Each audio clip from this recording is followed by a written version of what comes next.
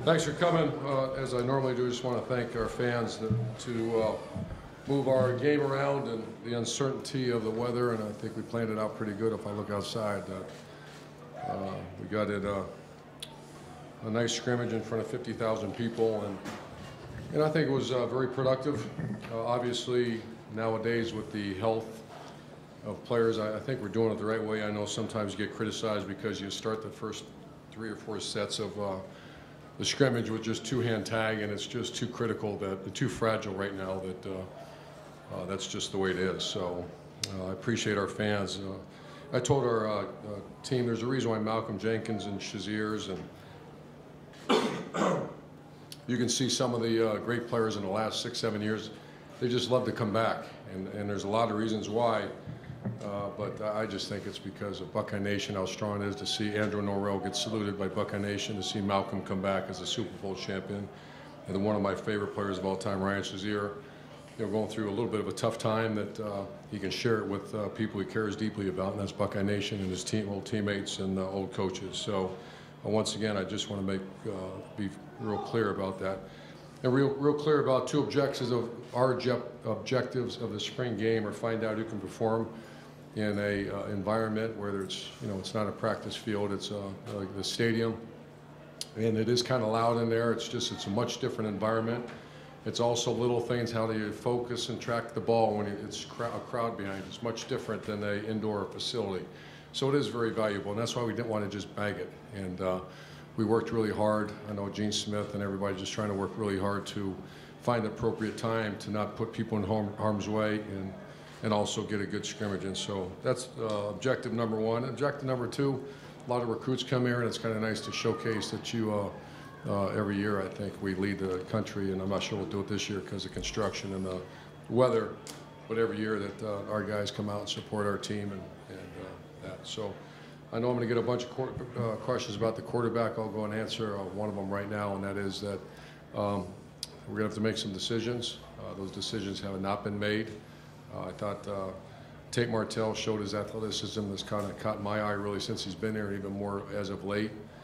He's got to work obviously on his throwing the ball and et cetera, but a lot of times you're throwing to young receivers and receivers that just aren't productive right now. You got Joe Burrow and Dwayne obviously competing right now along with Tate, and so we're just going to have to next week, I'm going to take the weekend off. We got recruiting and that, but on Monday, Tuesday, we're going to have some very good meetings and productive meetings. I want to see all the statistical data that we have charted everything and go from there. Other key positions, I thought Brady Taylor is leaving spring ball as our starting center. I'm not saying that's the way it is for the fall yet, but it's pretty close. He did very good. Josh Myers had a very good, productive spring as well. We had 3 offensive linemen out for really the majority of spring. Brendan Bowen and Michael Jordan are 2 guys that for sure are going to be playing a lot for us, and those are 2 guys we need to be healthy and ready to go. It's the first time I feel like we can have a solid 2 deep in the offensive line if everybody does what they're supposed to do this summer. 2 deep across the offensive line. That's not been that way around here. So our guys have recruited well, developed well, and now we just got to keep going. Tight end, you notice I pulled out Luke Farrell, and as of we finished spring practice, he'll be the starting tight end at Ohio State. He had a very good spring. That's as of now. I'm not making him the starter, but he's earned that right, and so we popped him out of. Jake Hausman has gotten better as well. Rashad Berry has suffered 2 stingers the other day. That's why he did not play. And other than that, the 2 running backs did well. Antonio Williams had a very good, productive spring as well. Receivers, you didn't see much of the guys that played a lot of ball around here, and we're still waiting for, Vic, I kept him in there because he has to just keep getting better. And Jalen Harris had when he gets tired, like a lot of athletes, they just aren't very good. But he had some plays today, and he's had a very productive spring. I imagine he's very close to being in the rotation. On defense, Nick Bosa, obviously we got him out. He's had excellent spring. The guy that has probably had the best spring of anybody on our team is Draymond Jones, and he was outstanding this spring. For a guy to come back when a lot of people thought he should leave, a lot of times we have to deal with you know, whether it be effort issues or why am I doing this issues, zero. And that's a credit to his family. Larry Johnson, he had a great spring. And if he continues his development, he could be one of the best in America at what he does. Linebacker's still open as well with the injury to Tuff Borland. I thought Baron Browning played very good today. I think Hilliard is right in the middle of that thing too.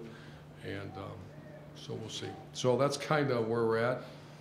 We have a three-man rotation at corner right now with Damon Arnett, Kenneth Sheffield, and Jeffrey Okuda. Okuda obviously with the shoulder didn't play. But you know how we like to play three guys. There might be another one pop in there if they young guys keep developing. And the field safety is probably our #1 concern on our team. Right now, we're just not quite sure who that is. Jordan Fuller will be a starter. Who the other guy is, that's Gociano and Alex Grinch. We're going to meet probably next Wednesday, and they're going to give me a depth chart. And we'll go from there. Our kicker did, I'm really proud of Nuremberger, too. We don't usually talk about kickers, but that what you saw today, he's been very consistent throughout spring. So I'll answer your question. Guys, we're going to have abbreviated questions because I got players, and we'll open up right here with Austin to the right. Urban, just to go back to the quarterbacks, you know, you talked about some meetings next week. I don't know what you'll say, how those things play out, but what's the process like? What all are you looking at? What do you think how difficult could it be for you in the next couple of days? Yeah, I'm actually going to meet with Ryan today, Ryan and Kevin Wilson today, briefly, and then I'm going to go recruit and see your families, get out of here. And Monday we're going to meet in earnest. I want to see all the data. Everything that we did all spring, and that helps me a little bit. That won't be the only decision. And then we just gotta, you know, what's best for Ohio State and what's best for those players. Over to the left, Ari. Hey, Urban, having Joe and Dwayne on the same team and going interchangeably, I think you guys might have done that last year. Does it make it easier to grade these guys out to see how they're doing when they're going? What was the decision making behind the way you guys ran that? Well, we've always drafted teams, and I kind of overrule the draft a lot of times because you want to have, you know, it's not fair to have a true freshman that should be in high school trying to block Chase Young, or it just gets, you know, it gets not a very productive scrimmage. It's a lot of sacks. If you want to see a lot of sacks, then that's probably what you do. We don't want to do that.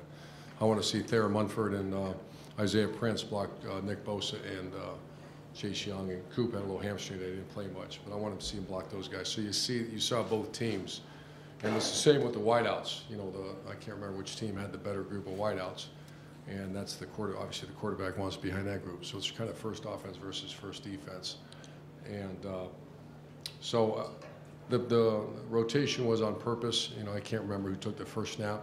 I didn't care, but Ryan wanted to make sure that we had a very good rotation and not just keep, you know, Tate Martell's earned that right too. He wasn't just with the twos. Notice he rolled with the ones too. So it was just a three-man rotation throughout the whole day. Over. What's that? Interchangeably between plays sometimes though? Interchangeably between plays. It wasn't full drives, it was just, you know, Yeah, I didn't micromanage that. I let Coach Day handle that, and I think he was just kind of keeping track of plays and opportunities. Over to the right, Rob. Urban, is data the final indicator, or how much are intangibles? You've talked about toughness. Oh, You've yeah. talked about. I mean, what's No, the that final? is second. That is second. It's just it's something that helps you because it's also factual. Intangibles are obviously that's going to be very involved in the decision. How much does gut come into it? Just gut feeling. Oh, I'm sure 30 years of gut, you know, so that'll be a part of it too. And we got to keep them to one question, please. Dan? You mentioned Thayer Munford. He started at left tackle today. Isaiah started at right tackle. Is that something they've been working on all spring, and is that something you could see going forward? Yeah, we've done both, and that decision has been made yet. But Isaiah's been playing a lot of left too, and I think, you know, we're just trying to get that rotation. Who's going to be the third tackle? Obviously, got a good one coming in too. Josh Allaby with Nick Petit. You know, he's a guy that's been here watching, and a very talented young man. And then you got Josh Allaby's also has earned a right maybe to get in a little bit. So we're just kind of figuring out what's best. Over here to the right, Clay? Do you expect those three guys to come back, those quarterbacks to be back in the fall, or are those decisions? I hope so. I'm going to just leave it there. I hope so. I don't. Over to the left here, Bill? Just in a general way, how good do you feel about this team coming out of the spring, and how many questions do you have still about them? A lot of questions. You lost, you know, you saw those cats out there getting that championship ring. You know, it's a little bit like when you say goodbye to the 2014 national champs. I know we didn't win a national championship, but that was a heck of a team we had last year. And a heck of a group of older players that I love to death and went through the wars together. So I'm pretty pleased with where we're at. You know, this is not where we were last year, where it was a veteran team. Urban, Over to the left, yeah. You've talked all spring about how the quarterbacks have gone back and forth from day to day. It looked today like Joe would be in there and move the offense and looked like things were going pretty well. And then Dwayne would just make some throws that make your eyes light up a little bit. Is that what it's been like at times that spring? That it seems like Dwayne sometimes just does things that not a lot of quarterbacks can do with his arm. That's probably a true statement, very accurate and live arm. Joe has gone from, he has to be one of the most improved quarterbacks as far as delivery speed and arm. He's always been a very smart, tough guy and a very good leader, but his improvement is very notable over the last really couple of years. That started a couple of years ago. You see the ball coming out much faster, and so I think they both have very good arms.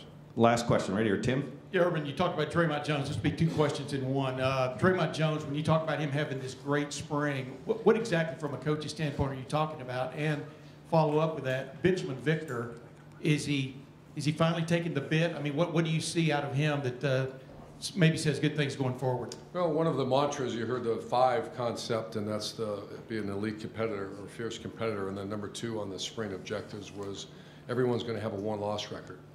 And some are very proud of it and some are not. And we've charted everything. I mean, like went through back in January, any competitive situations, all the way through spring. For example, if I'm a wide receiver against a defensive back, in that situation, you either win or you lose it. Same with blocking, same with all kinds of. And so when they meet with me next week, I'm going to have a sheet of paper, and in front of me it's going to say winner, how many times he won, how many lost. And that's where I'm so proud of Draymond is I can't wait to see it. I got a feeling I know what it's going to look like. Not a whole lot of losses in there. In the competitive situations. You know, what I don't want to do is put a guy like him and Bosa, I call it that 2,000 rep club, guys that have already been, you know, in competitive situations. He doesn't need to do that, but he does need to be in competitive situations where people stay up, and he's won most of those. Great. Has Victor become, I guess for one another word, more consistent? What's the word you would use there? He's still got a ways to go. You know, that's one of the most talented receivers we've ever had. And it's consistency and the fight and those kind of things, because when he does, it's fun to watch. And you saw, you know, I think it was Michigan State had a great play and very talented guy. Great. Coach, thank you very much.